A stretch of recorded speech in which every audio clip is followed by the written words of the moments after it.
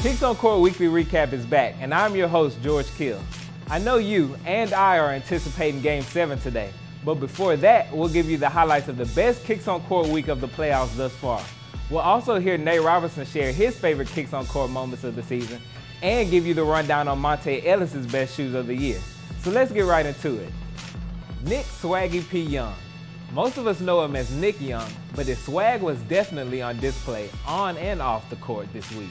In Game 3 of the Clippers vs. Spurs series, Nick Young brought the first game Nike Air Zoom generation back to the court.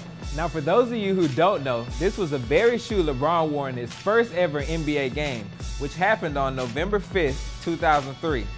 But in Nick Young's situation, was it the shoes or the shirt that caught your attention the most? Young followed that up with the royal blue foams in the fourth and final game of the series. Now the majority of you voted for the royal foams as his best Kicks on Court moment of the season, but we have to give him points for debuting the metallic reds, right? Don't believe every headline you see. Sometimes you have to ask questions. Iverson showed up once again in Philly, but not to help the 76ers on court. He did, however, return the Reebok question back to the hardwood by delivering the game ball prior to Game 6. Now, as Matt Hatfield stated in this week's Throwback Thursday, the Reebok question is an iconic shoe and one of the top 10 basketball signatures of all time. Where would you rank this amongst the Penny 1s and Jordan 3s of the sneaker world? Oh, and by the way, were you able to get your hands on these this past Friday? Didn't I mention in last week's edition we highlight our smallest Kicks on Court champion nominee? Nate Robinson had a late start to the year as he signed with the Warriors after the season began, but that didn't stop him from bringing heat to the court. Nate Robinson started off the year in the playoff 13s and wore those in multiple games before splitting time in between the Stealth 10s and the Old Royal 10s. Towards the end of the year, he also wore an all-black Air Max 2 CB94. Rounding out his top 5 is the Air Jordan 4 Doernbecher.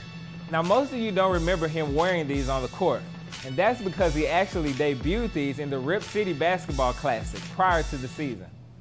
Nate Robinson is an avid fan of Kicks on Court, and instead of discussing his own, Nate shared some of his favorite Kicks on Court moments regarding fellow nominees.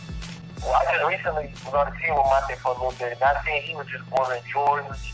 He was buying so many Jordans, he was just trying to buy as many Jordans as he could because, he's been with N1 for so many years. He didn't get to wear the shoes that, that he probably really wanted to deal with N1.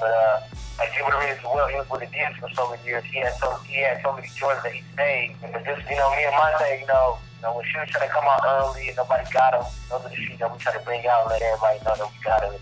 And we support, Jordan.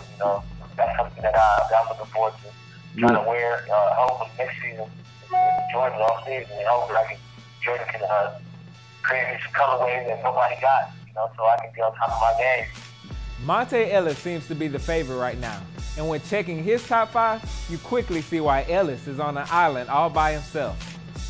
As a Warrior, he spent time in the Space Jam 11s and the Flint 13s, but his move to Milwaukee was the best thing for Kicks on Court. He wore the upcoming black and red Air Jordan 11s, the black and red Air Jordan 13s, and the white and red 10s. Check back with us next week as we showcase which sneakers surfaced in the conference finals. Until next time, your host, George Kiel.